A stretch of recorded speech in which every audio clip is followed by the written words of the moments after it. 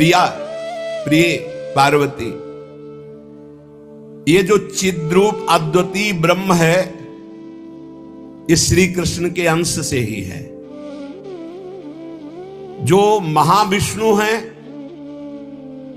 ये लिखा हुआ है, पढ़ना हो तो पढ़ लेना पद्म पुराण पाताल खंड में। नहीं कहने लगते हैं कि ये तो राधा उपासक, ये और किसी को मानते ही नहीं हैं। नहीं, मानते हैं, जानते हैं, पहचानते हैं, पर जहां से जो वर्णन हो रहा है, सर्वधारा प्रकट हो रही भगवान व्यासदेव जी के सब जो इतने अवतार हैं, उनके सबके अवतारी परम पुरुषोत्तम पर ब्रह्म परमात्मा भगवान श्री कृष्ण है। भगवान श्री कृष्ण की आत्मा श्री लाडली जी है। आप समझो, जो लिखा है उसमें भी छाती का अनुभव आपका क्या है? आपने क्या उसमें डूबकर प्राप्त किया है? हम राधा किशोरी की पढ़ी केवल बातें नहीं कह रहे, हनुमान जी तो है नहीं कि ऐसे छाती चीरा तुम्हें दिखा दिया कि श्यामा श्याम मांस ही निकलेगा और कुछ नहीं दिखाई देगा, क्योंकि तुम्हारा मांस देखने वाले नेत्र हैं। अगर श्यामा श्याम देखने की कृपा कर दें आपके ऊपर कि आप देख लो, तो बिना चीरे देख लोगे, पक्का समझ। क्रोध और आवेश में अंतर होता है, ध्यान रखना। क्रोध होता है जब अपनी इच्छा के प्रतिकूल कोई बात होती है, और आवेश होता है जब धर्म और इष्ट के प्रतिकूल। जैसे भगवान शंकराचार्य जी के पास एक भैरव उपासक आया और उसने कहा कि आप तो ब्रह्म स्वरूप हैं, शरीर में राग आपका है नहीं। बोले बिल्कुल नहीं। बोले आपकी गर्दन उतार करके मैं भैरव सिद्धि के लिए जब कपाल स्वाहा बोलूंगा तो मैं सिद्ध हो जाऊंगा, हमारा काम बन जाएगा, आपको तो शरीर से कोई मतलब नहीं। बोले अभी उतार लो। वो तैयार हुआ तो उनका रुको, अभी सब सेवा परायण शिष्य देख लेंगे तो तुम्हें मार डालेंगे। कल 4 बजे आना, मैं गंगा स्नान करके वृक्ष के नीचे पीपल के ध्यानस्थ होऊंगा, गर्दन उतार ले जाना। ऐसा ही हुआ।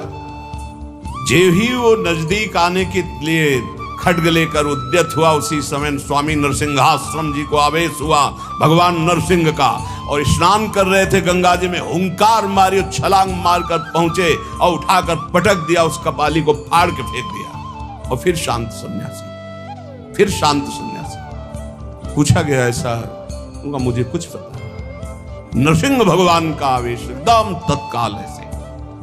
जो आवेश में वो क्रोध का नहीं होता, जब धर्म, राष्ट्र, इष्ट, इसके लिए नहीं कि साधु होकर के क्रोध करते, साधु होकर इष्ट की निंदा सुने, साधु होकर धर्म के विरुद्ध आचरण, शास्त्र प्रतिपादन।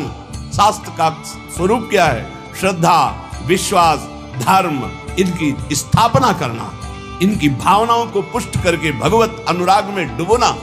भगवत अनुराग में वाणी को बहुत ही संभाल करके, यहां समझना, इसलिए बोले भगवान शिव कह रहे हैं, केचिद वदंति तस्यांशम ब्रह्म चिद्रूप मद्वयम।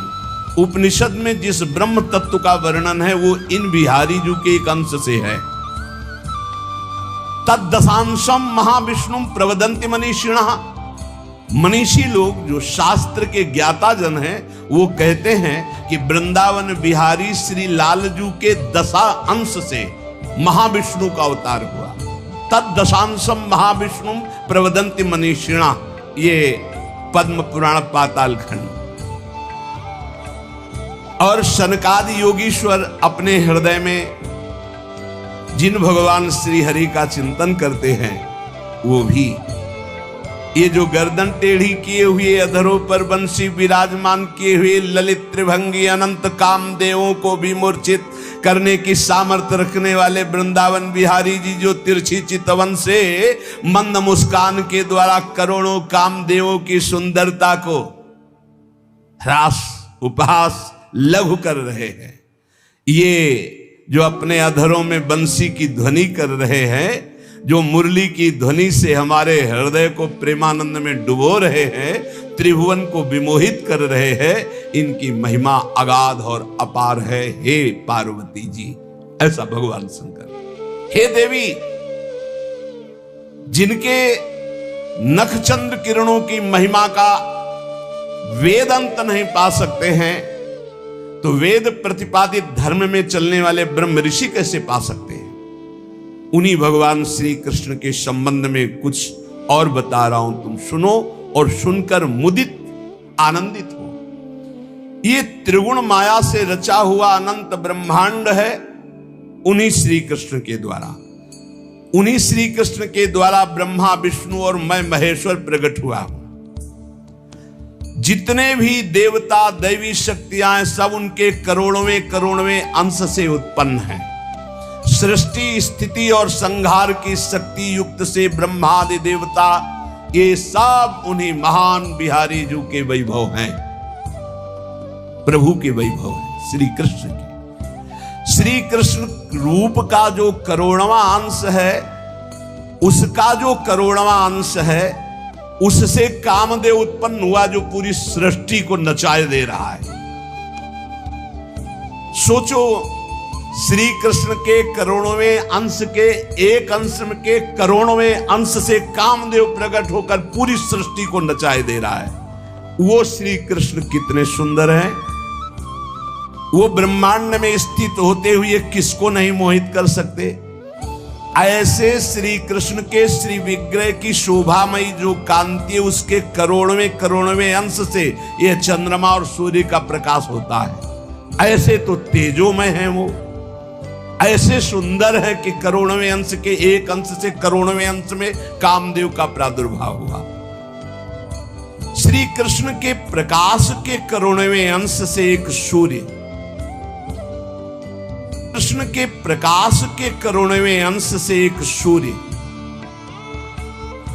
ऐसे परमानंद में रसामृत परिपूर्ण श्री वृंदावन बिहारी की महिमा का कौन पार पा सकता है। हे देवी, परम आनंद, परम चैतन्यता, विश्व ज्योति, ब्रह्मबोध, ये सब इन्हीं से प्राप्त होता है, इन्हीं से प्राप्त होता है। इनके श्री चरण कमल युगल नख रूपी चंद्रकांति मणि से निकलने वाली जो प्रभा, उसी तेजो ज्योति में पूर्ण ब्रह्म में लीन बताया गया है।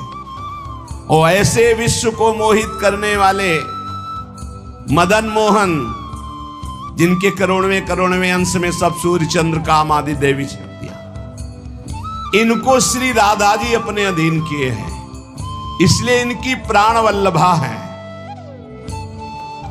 यही श्री कृष्ण में शक्ति संचार करके आद्या शक्ति मूल प्रकृति होकर अनंत ब्रह्मांडों का क्षण मात्र में सृजन कर देती है। देवी जैसे उनके अंश से मैं हूं, ऐसे श्री राधा के करोड़वें अंश से आप सब शक्तियों का, देवियों का प्रादुर्भाव हुआ। इसलिए सर्वोपरि राधा पद रज स्पर्श महादेवी, सर्वोपरि राधा पद रज स्पर्श, ऐसे स्पर्श से ऐसे महामाधुर्य सिंधु श्री कृष्ण का रसास्वादन होता है। भगवत स्वरूपा श्री राधा जी की महिमा और उनके स्वरूप को कौन वर्णन कर सकता है, जब वेद ही श्री कृष्ण के लिए नेति नेति वर्णन करते हैं। ऊर्ध्वरेता परम बाल ब्रह्मचारी सनकादि ऋषियों ने भगवान ब्रह्मा जी की ब्रह्म सभा में पूजा करके कहा कि हे देव, मेरे हृदय में परम देवता की जानने की इच्छा है। पर देवता, जिससे सब शक्तियों का प्रादुर्भाव होता है, सृष्टि का हेतु भूता जितना भी सामर्थ्य शक्तियां हैं, ये सब कहां से प्रकट होती, कौन है इनका प्रकट करने वाला? श्री उपनिषदों में राधिकोपनिषद, शनकादि के प्रश्न को सुनकर ब्रह्मा जी बोले, पुत्र वैसे तो ये बहुत गुह्य विषय है, गुप्त विषय है, अत्यंत गुप्त रहस्य भी अधिकारी के सामने बोल देना चाहिए। और तुम अधिकारी हो, क्योंकि निष्काम निर्विकार सच्चिदानंद स्थिति में हर समय स्थित रहते हो, पर तुम किसी और के सामने प्रकट मत करना। देखो, हर जगह पहले शर्त रख ली गई, इसे गुप्त रखना। जो हृदय संशय शून्य, रसग्राही, गुरु भक्त, शास्त्र के अनुसार चलने वाला, निष्पाप, उस अधिकारी को परमदेव श्री कृष्ण का यश सुनाना। ऐश्वर्य, यश, श्री, धर्म, ज्ञान और वैराग्य, इन 6 ऐश्वर्यों से परिपूर्ण भगवान श्री कृष्ण की महिमा सुनाना। जो उस महिमा में रत है, फिर उसको गोप गोपियों का महारस सुनाना, ब्रज रस। जो उस रस में अभिषिक्त हो जाए, तब वृंदावनेश्वरी का रस, समझ रहे, तब वृंदावनेश्वरी का रस। अखिल ब्रह्मांडों के अधिपति, जिन्हें नारायण कहा गया है, ये हमारे प्रभु वृंदावनाधीश्वर के एक अंश से हैं। वे प्रकृति से भी प्राचीन और नित्य नवीन हैं। उनके आह्लाद का नाम है राधा। संधिनी, ज्ञान, इच्छा, क्रिया, ये बहुत सी शक्तियां हैं। ये आह्लाद अंतरंग भूता श्री राधा रूप में विराजमान है। श्री कृष्ण के द्वारा इनकी आराधना होती, इन्हें इसलिए इन्हें श्री राधा कहते हैं। श्री कृष्ण सदैव आराधना में तत्पर रहते हैं। श्री कृष्ण का सदा समाराधन करती है। ये गांधर्वा, जितनी श्री कृष्ण पटरानियां द्वारिकाधीश के हैं, ये सब इनके अंश से प्रकट हुई है। श्री राधा और रस सागर श्री लालजू, ये एक प्राण, एक मन, 2 तन, एक रुचि, एक स्वभाव, एक वय, लीला के लिए 2 बने हुए हैं। ये मैं बहुत गुप्त बात बता रहा हूं। ये जन साधारण को, मूर्तम और महामूर्खों को कभी भी इसका श्रवण मत कराना। जो राधा किशोरी के इन 28 नामों का जप कर ले, तो विश्व की कोई भी ऐसी कामना नहीं जो पूर्ण ना हो जाए। अनुभूति विषय आज का नहीं, ये वृंदावन आने के पहले का, क्योंकि पूज्य भाई जी श्री हनुमान प्रसाद पोद्दार जी के आदर्श में हम चल रहे थे, उनको जैसा वो निर्देश कर रहे। ये 28 नाम जिह्वा पे नाचते रहते थे। प्रारंभ में जो हितधाम से जुड़े हो उनको पता होगा, 28 नाम कभी कभी हम उच्चारण कर देते थे। राधा रासेश्वरी रम्या, कृष्ण मंत्राधिदेवता, सर्वाद्या सर्ववन्द्या च, वृंदावन विहारिणी, वृंदाराध्या रमा, शेष गोपी मंडल पूजिता, सत्या सत्यपरा सत्यभामा, श्री कृष्ण वल्लभा, वृषभानुसुता गोपी, मूल प्रकृतीश्वरी, गांधर्वा राधिका रम्या, रुक्मिणी परमेश्वरी, परात्परतरा पूर्णा, पूर्ण चंद्र निभानना, भुक्ति मुक्ति प्रदा देव, भव्याधि विनाशिनी। ये 28 नाम है अनुभूत। इन 28 नामों का मंत्र है। इनका जो पाठ करे, चाहे लौकिक कामना चाहे परलौकिक कामना, बहुत जल्दी आपको परिणाम दिखाई देगा। ये राधा किशोरी जी के 28 नाम श्री राधिकोपनिषद में ब्रह्मा जी सनकादि को उपदेश कर रहे हैं। परिणाम फल स्तुति में लिखा है, भुक्ति मुक्ति प्रदा। भोग चाहिए तो भोग मिल जाएगा, मोक्ष चाहिए तो मोक्ष। और भवव्याधि विनाशिनीम, आवागमन चक्र से मुक्ति हो जाएगी। और हर व्याधि विनाशिनीम, इस संसार चक्र में जितने रोग हैं सबको शासन में रखने के लिए ये नाम पर्याप्त है। तुम्हारे ऊपर इनका प्रभाव नहीं पड़ पाएगा। ये 28 नामों का जो पाठ करता है वो जीवन मुक्त महापुरुष हो जाता है। भगवान ब्रह्मा जी ने उपदेश किया शनकादि को।